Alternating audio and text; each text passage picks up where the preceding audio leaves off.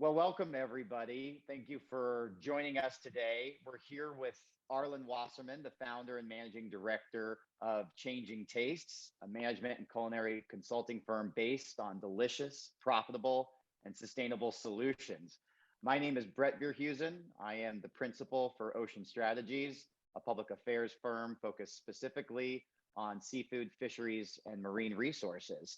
And we're really excited to welcome Mr. Wasserman here today. A little bit more about Arlin's work.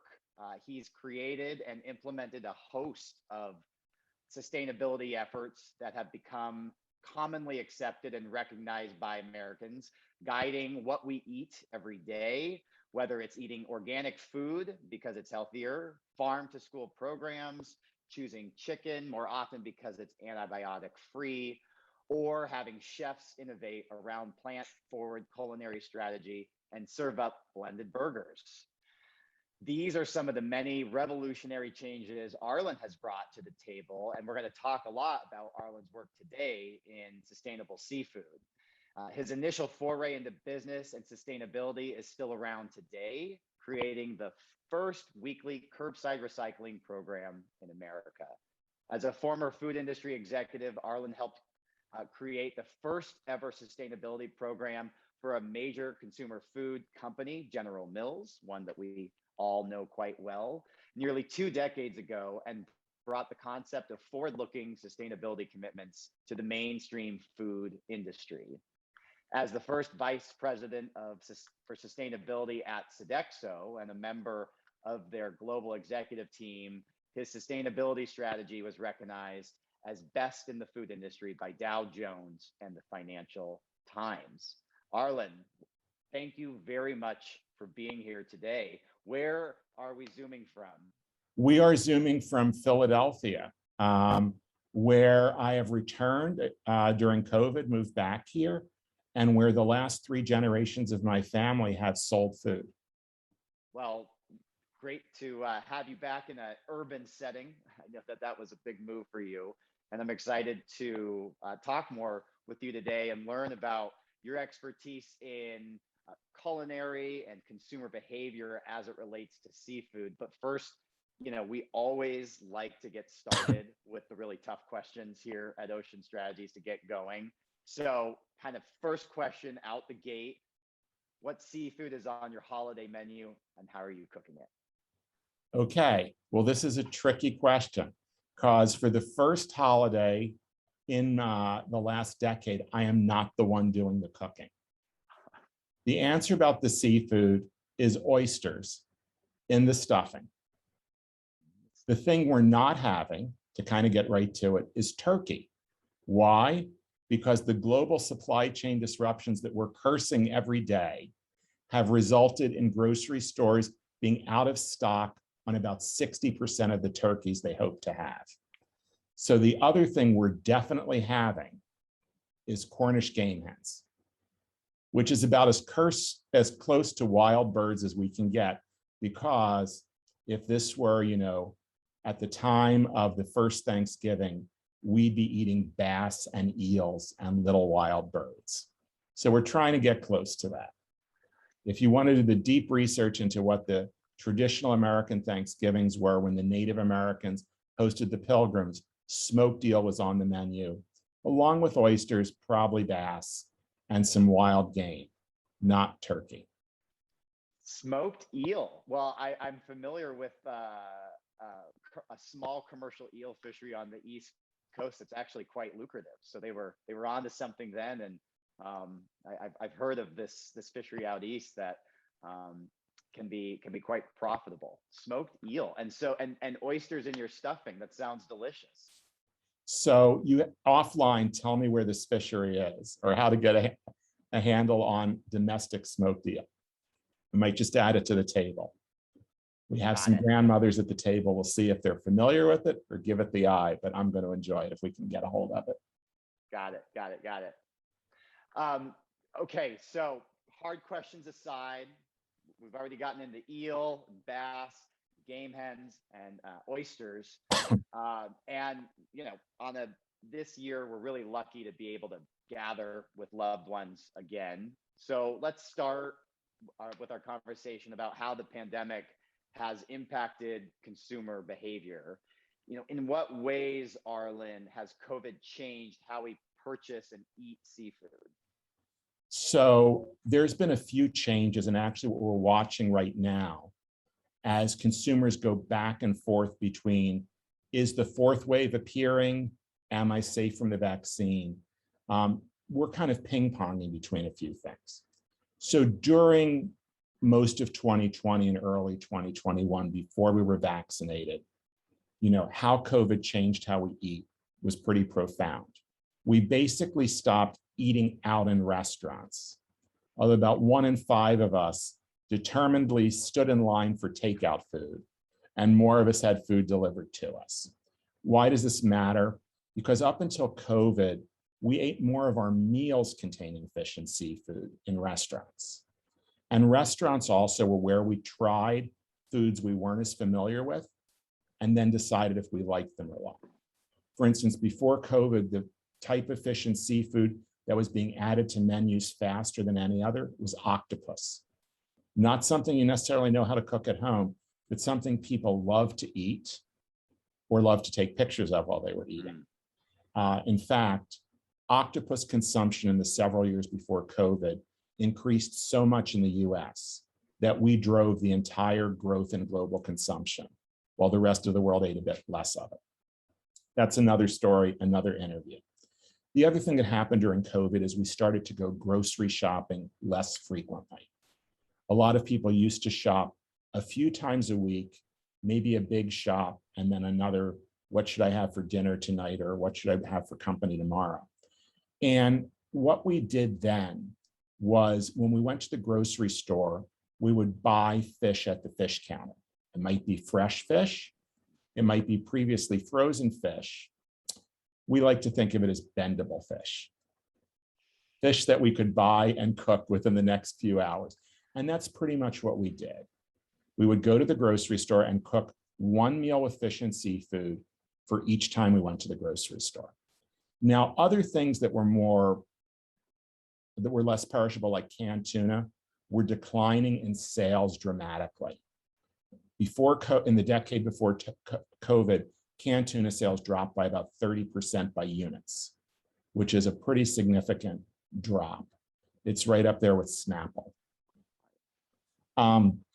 During COVID, that all changed, right? We stopped eating out and we went to the grocery store less often. So here's what we found out happened. We bought a lot of canned and frozen fish and seafood and other canned and frozen items. And for better or worse, 95% of grocery shoppers, and we did several surveys during COVID, continued the practice of eating one meal of fish and seafood for every time they went to the grocery store. So what that meant was less frequent grocery shopping meant eating fish and seafood less often. Now, a lot of people tried to cook a new kind of fish and seafood or seafood for the first time during COVID, and they may actually have eaten it a little more frequently at home, but they gave up a lot more eating occasions by not going to restaurants. The other thing they did was buy a lot of canned tuna and a fair amount of frozen food, fish and seafood. But that also is true for canned beans and other things. Here's the thing though, they didn't eat it. We surveyed American consumers in April of 2021 and asked them, in the last 60 days, how many cans of tuna did you purchase? And have you eaten any of it, or how many do you have left? The more cans of tuna someone bought, the less likely they were to have eaten any of it. It turns out that those cans of tuna were being kept for that final meal, or maybe because you can throw one if you have a good arm to knock out the zombies as they come towards your house. Now, those are all jokes aside. We didn't know what the future held, and canned tuna is a great shelf-stable food. Unfortunately, what we see now, and Thai Union's earnings last week, underscored this, is we bought all this canned tuna, we stored it in our pantries or basements. So now when we want to eat tuna, which we do occasionally, canned tuna, we're not going and buying it at the grocery store. We're digging into inventory now that things have calmed down somewhat. So sales are now below pre-COVID levels. but consumption's about the same. Wow. So those are a lot of changes. But the other thing is, we also found out Americans love to eat at restaurants. In June, July, and August, as warm weather, outdoor dining, the arrival of second shots, and widespread access to vaccination all came. In those 3 months, Americans spent record amounts on eating in restaurants. And this was despite restaurants being understaffed and maybe not having to wear masks and all that. We went right back to eating out. And that was this year. That was this year. Only last month, as the potential fourth wave Delta variant came and cool weather descended in October, did that stop. The final tally is, and in September may have been a record month, but October seems to show people in the north eating out a little less. The number one protein added back to restaurant menus during the 4 months of a record business, octopus. There it is again. When people want to eat out, they want to eat things that they can't cook for themselves at home. Octopus is just one of those signature items now that restaurants offer. If you think about the reverse, what do people not order out? Things they can pick up at the grocery store. So it's not a fish and seafood conversation. If we're having a conversation about manufactured plant-based meat replacements beyond impossible, their sales are tanking. Used to eat them in quick serve or out at a restaurant, brought them home, thought it was a date. They decided to move in during COVID, tried to have dinner with them all the time, decided it wasn't a match. And so those things, we're not going to go and buy in a restaurant anymore. In fact, we don't like them at all anymore. Right. So there wasn't even an engagement period. The engagement period is pretty short for. Sometimes you see these things, fate, whatever, you decide to move in together and it doesn't work. Got it. So what we're seeing right now is people are hungry, so to speak, to get back to restaurants, to get back to normal life. And we have some really strong seafood sales in restaurants, and in retail. It kind of depends on kind of the category, whether it's fresh or frozen, and canned sounds like a similar kind of trend or packaged as well, shelf stable. So, we use the term, we might have trademarked it, I'm not sure, bendable fish, but you know what we mean. It is ready to cook. It does not need to be thawed or refreshed in your refrigerator. It may have been thawed in the grocery store and then handed to you in bendable form. This is what we mean. So the sale of that fish has remained very strong. And it's not great news for the restaurant industry or for the grocery industry. It's maddening for the seafood industry.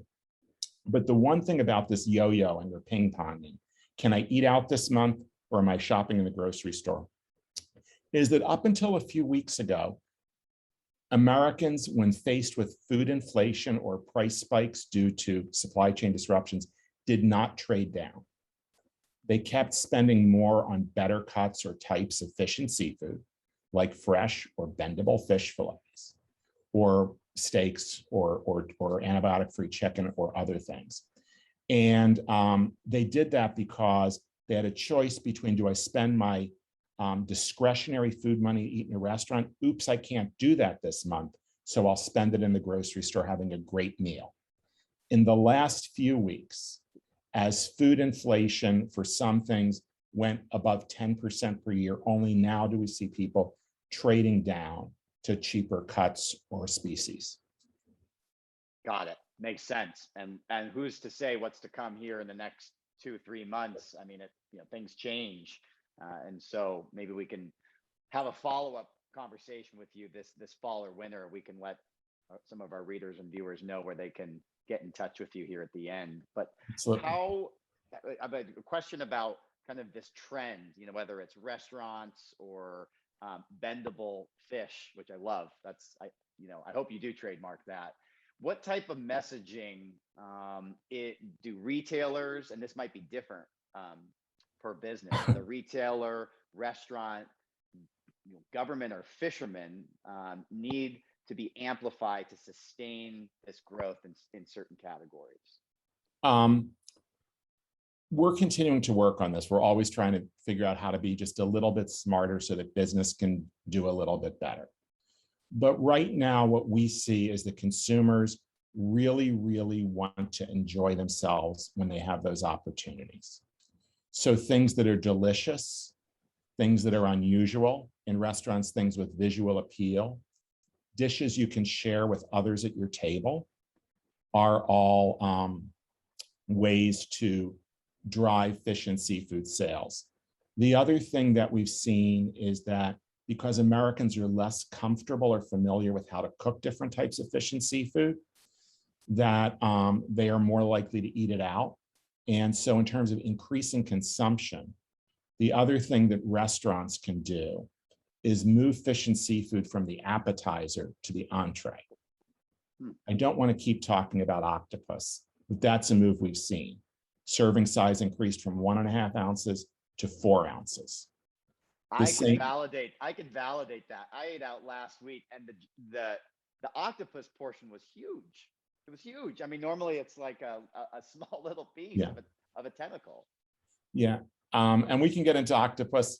Great harvest in Alaska that we don't really think of as a domestic source, but you know, and that is harder to do with fish fillets, steaks, and whole fish. But when you think about other preparations, from ceviches to or pickled fish to small fried mixed fish and seafood dishes, all of these, I think diners are ready to accept bigger portions.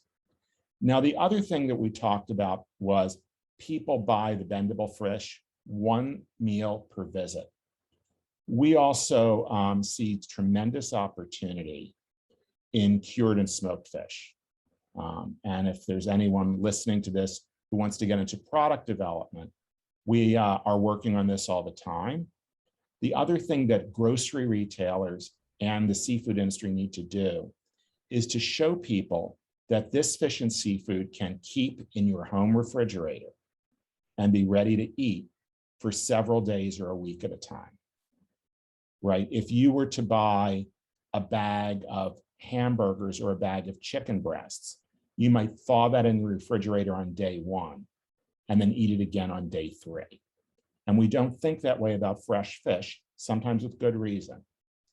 But with smoked and cured fish, that refrigerated life is quite long and can be a regular mainstay.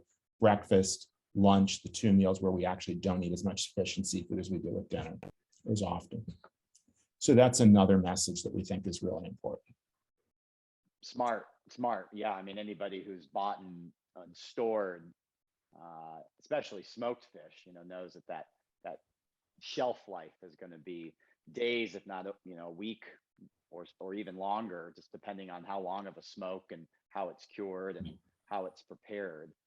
Around, you know, we kind of touched on this briefly, but to kind of go a little bit more into overall sort of consumer concerns about the seafood they're eating. There's, you know, a lot of surveying and data right now they're showing that consumers have concerns such as overfishing and ocean health, also with plastics, potentially pesticides. And there have been some efforts to maybe set the record straight or get ahead of those concerns, but they are certainly driving, you know, consumer preferences, whether that's at a retailer, maybe out at the restaurant or so on.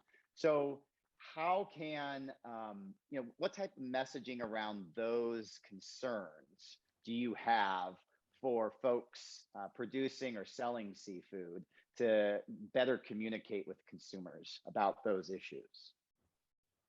That's a complex question, and let's try and unpack it a little bit. So here at Changing Tastes, for the last decade, at least annually, we've been asking consumers what their eating habits are today and their intentions for the next year or two with respect to protein choices. And what we found is that for the last 6 or 7 years, about half of consumers have wanted to eat less red meat. During COVID, that number went up even more to 58%, probably because we're more aware that we have to take some responsibility for our own health. And what we want to do instead has varied. Initially, consumers being smart said, the best way to eat less red meat is to have slightly smaller portions of red meat.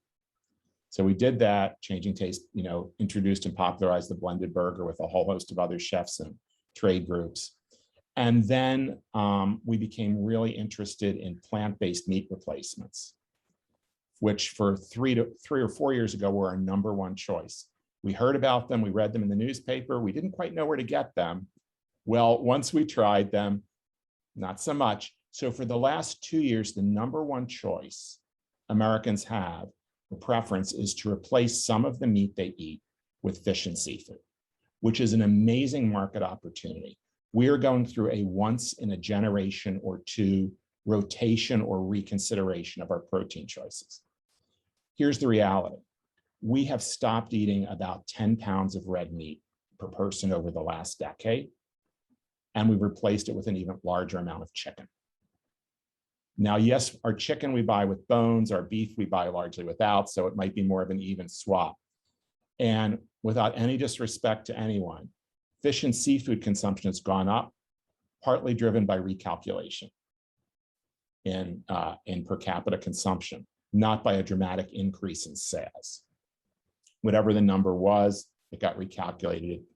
And so what we find when we dig further is that American fish and seafood eaters aren't homogenous. Diversity is a big deal in America. It's a big deal in the marketplace. Turns out it's a big deal for fish and seafood. There is a large group of American consumers, baby boomers, facing the start of aging, getting told they need to watch their cholesterol, protect heart health, maintain their brain health, all that. And messages about seafood and fish as a healthy, nutritious choice really work with most of them. They also happen to be the ones who favor wild fish over farmed fish. And they're a large segment of the American public. Many of them eat fish and seafood at least twice a week. Mm-hmm. Maybe they could eat it a little more, but I'm not sure. More than twice could be as much as 4 or 5 times.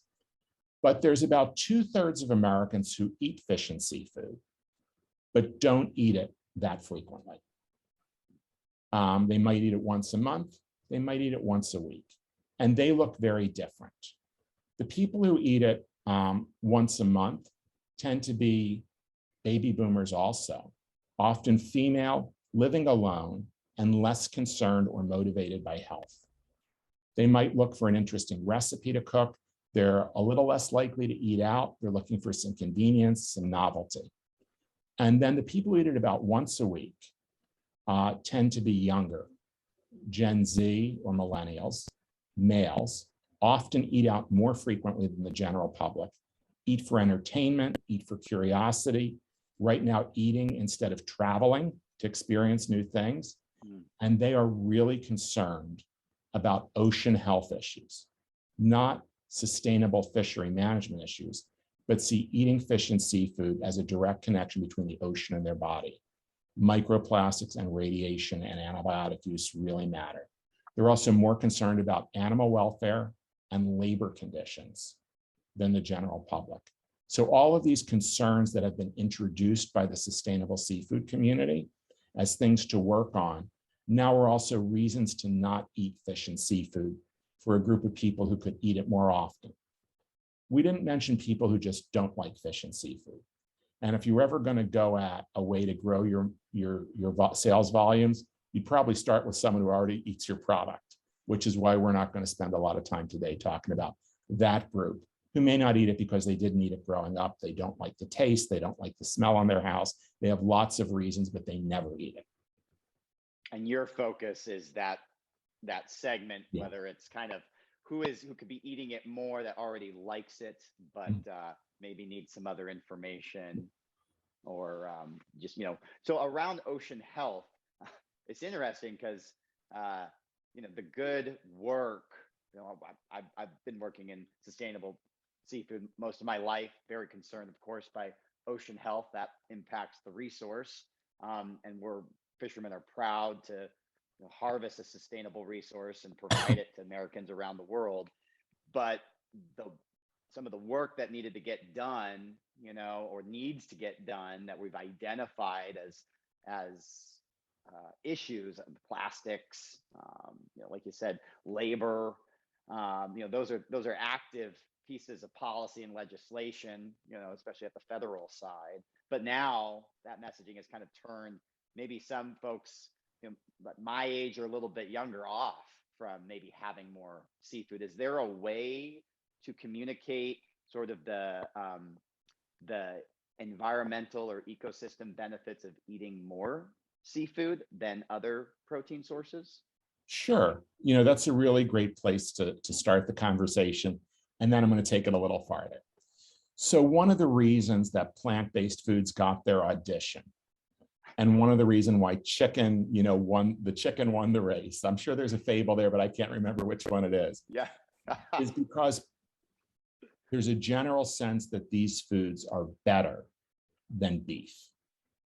And there's lots of ways they're better than beef. One of them is animal welfare. Another is kind of what we call clean label or clean ingredient. Chicken producers have eliminated antibiotic use largely in the US. And also environmental footprint. And that's, for younger people, more important and also better understood. The way that we often talk about this is chickens are cute, pigs are smart, cows have a giant carbon footprint. That's what a lot of people know. And then you ask about fish and seafood and you get this look like, is that a vegetable? We're not sure. But we really don't have the same conversation. Instead, we talk about good fish versus bad fish. And when you make it complex, it's time to just go eat more chicken. And so if we talk about fish and seafood overall, compared to other food choices, that's an important change in message. But we actually really have to mean it. The growth in chicken consumption is relatively recent. It was, I want to say, about 19 or 20 years ago that I and my partner, who's retired during COVID, Mark Zamet, began working on the issue of antibiotic reduction in livestock production, which most people weren't even focused on. And for a while, the poultry industry used a phrase, Brett, that you used about something else. Let's set the record straight, right? Antibiotic use is not bad. Don't believe what Congress is hearing at their hearings. Don't believe what your doctors tell you. Don't believe your own common sense that this is a drug that you take when you're sick.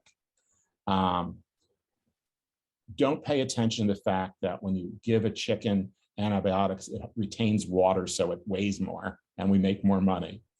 Let's set the record straight. This is a fine and acceptable thing to do. The dramatic increase in chicken consumption occurred when some of the largest manufacturers or producers said, you know what? We are going to stop using antibiotics and we're going to claim that our product is simply a better product made with care, made responsibly. Purdue was the first to make that change. As 5 of the 6 largest companies did so, chicken sales skyrocketed. The fish and seafood industry is kind of at the same place the poultry industry was. We're afraid to look and say, are there things that we can do better? And then claim those. Now we know antibiotic use is becoming more and more recognized. 1 in 3 consumers now cite it as a reason that they will not buy more fish and seafood. And that's about farm shrimp and farm salmon, especially under intensive growing conditions or in warmer waters. There are things we can do better. We might accept slightly more loss for a lot more sales, for instance. The other thing is we still fly our fish around in airplanes, which changes the whole carbon footprint of the popular seafood like some farmed salmon. We could choose to do something different. I know there's a few companies in Norway that have stopped flying their fish around, opportunistic now because with COVID, there's fewer flights, but now you can start to claim really good environmental footprint compared to other choices. given how much fish and seafood we import into the US while we grow almost all of our other proteins. Getting the carbon footprint down so that there are good comparisons or favorable comparisons is important for importers. And the last thing is, again, with setting the record straight not being a great way to go, right? Right now, there are studies being done that show that eating plastic isn't all that bad for you. It's an inert material, comes in, it goes out.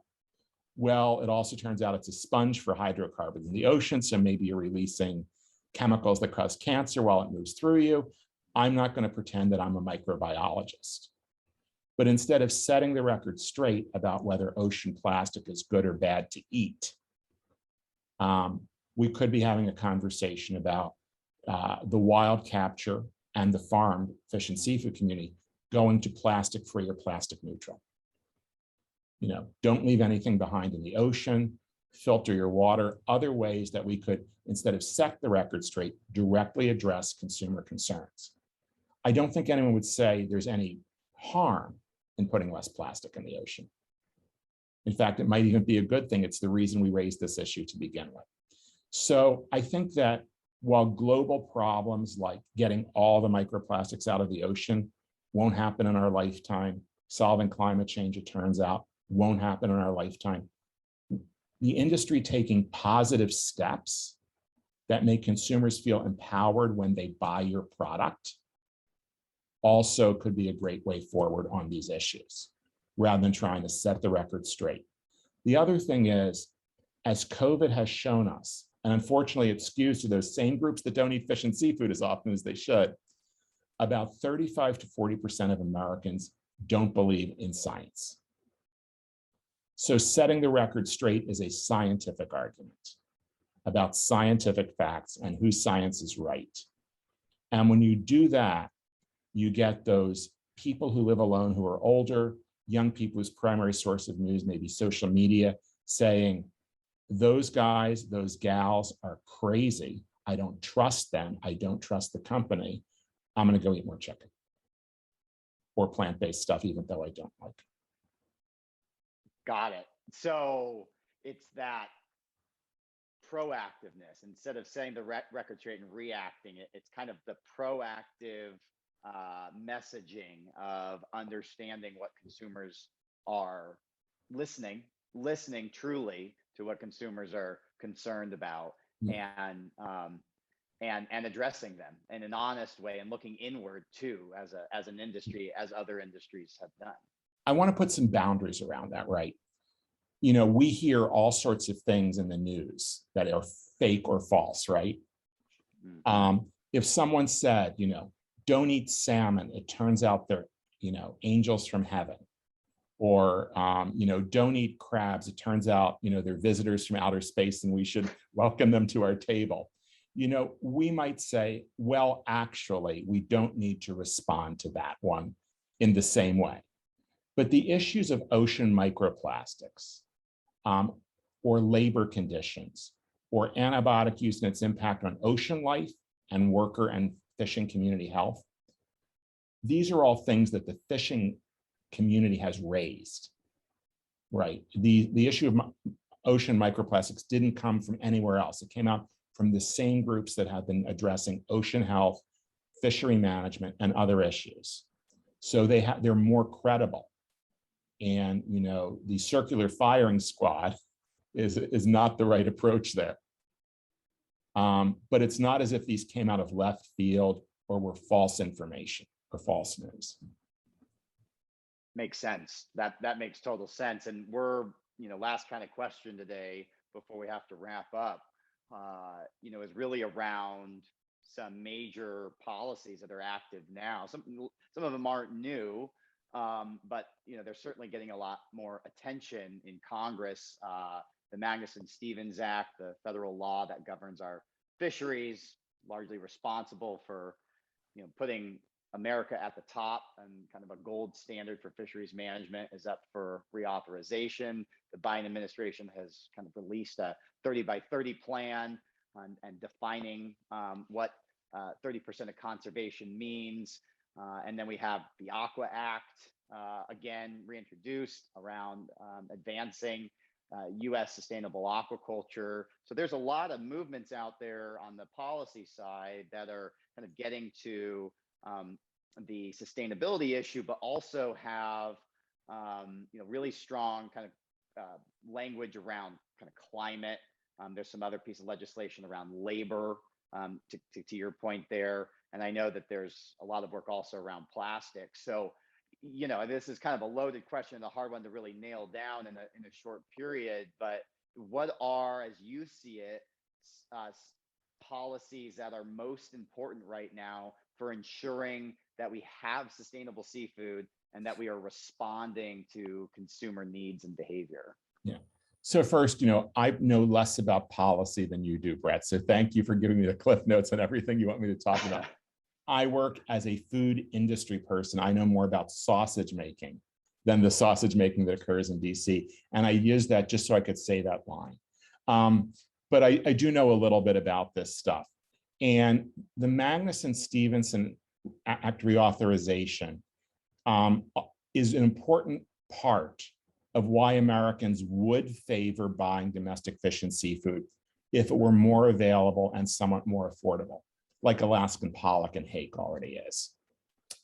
And that has to do not only with management, shorter supply chains, less substitution that no one knows about, and also a strong belief with good evidence that labor laws in America are followed more rigorously than in many other countries around the world or in the high seas. So having the best managed fisheries in the world, governed by a strong regulatory system or good rule of law, not a lot of graft, no forced labor, are all really positive things. The American livestock industry is still in the regulatory dance around antibiotic use, but we've already talked about how some of those other measures could help the aquaculture industry as well. If we allow more offshore aquaculture, maybe we get the cleanest, best regulated aquaculture in the world. And then we start to also have more domestic fish with a smaller carbon footprint, better income for coastal communities to trade off if they can't capture or go fishing for their favored wild species for whatever reason, climate change, reduced stocks, et cetera. The 30 by 30 initiative is an interesting one. Again, land-based livestock has gone around on grazing on public lands. And there needs to be some balance, right? We can't have the entire planet not in its natural state. And if we're going to open up to a lot more offshore aquaculture, there needs to be balance. I don't have any specific point of view if it should be 30 by 30, 35 by 35, or 23 by 23. But knowing that not every part of offshore bottomlands will be covered by tanks and nets and pens is I think, a good move. The other thing, of course, is mixed use. And when we have energy development, energy extraction, construction, and aquaculture, starting to plan how we use our shores matters a lot too. I did touch on things like antibiotic use, eliminating the discarding of plastic from fishing or plastic fishing waste. These are all things that industry will probably resist as regulation, but could easily be done by voluntary action. So I'm not one who favors regulation as the only solution to things that can just be business decisions, often because the cultural nature to fend off regulation by farmers or fishers or whatever can delay simply making a good choice. The last thing that I wanted to mention briefly is that we just set an ambitious climate goal. When we think about domestic fishing, a couple things to keep in mind. The first is that our move to eat less beef between 2015 and 2019 helped us already achieve 15% of our nation's carbon reduction goal that the Biden administration just committed us to last week. We've done the math. If we switch out 1 or 2 meals a month, those of us who only eat 1 or 2 meals a month of fish and seafood, if we switch 1 or 2 more meals to fish and seafood, we can reduce our nation's carbon footprint by another 5%. that means menu and recipe choice can get us 1/5 of the way to our Glasgow goals. But to do that, we have to choose varieties that are not flown here, that weren't produced by clearing mangrove swamp. And America's waters are the best place to get the fish and seafood that could help us with that. Given how we feel about the plant-based stuff, it's probably also our best next move in how we eat. Wow. That statistic on, how eating more seafood can get to what the Biden administration, is moving towards on carbon reductions is really strong. I never had heard that before. That's really powerful. It's because we are doing the research now, and this is the first time we've said it in public. Great. Well, you heard it today, folks. This is some breaking news and some great research. We've also not only heard of how seafood can, get to the climate goals by the administration and other countries, but I think Arlin has made us aware of Changing Taste copyright of bendable seafood as a term. So it is sealed and stamped in the Ocean Strategies Policy Report. And we also, had a great discussion. And Arlin, I can't thank you enough, going through also how Americans being hungry to eat in restaurants right now. What does that mean for taste and behavior? We got into the consumer preference on messaging and being able to be proactive and maybe not setting the record straight, but looking inward a little, and then some nuance there. And then, of course, on this carbon reduction strategy by eating more seafood. I love it. And if folks, Arlin, want to know more about Changing Taste and potentially working with you and your team, where can they get in touch with you? Are you looking for more clients right now? Yeah, we are a mission-driven organization, just like yours, Brett. And we would welcome the chance to work with companies that produce seafood, trade organizations, foundations, investors, and the restaurant and grocery retail industries, all to make these choices. We work across all those segments now. The best way to reach us is through our website, www.changingtastes.net, or Arlin, ARLIN, @changingtaste.net if you feel like dropping me an email. And it's been a pleasure speaking with you. Yeah, we'll be sure to put that contact information and the website when the policy report is released. Arlin, thank you very much for joining us today. My pleasure.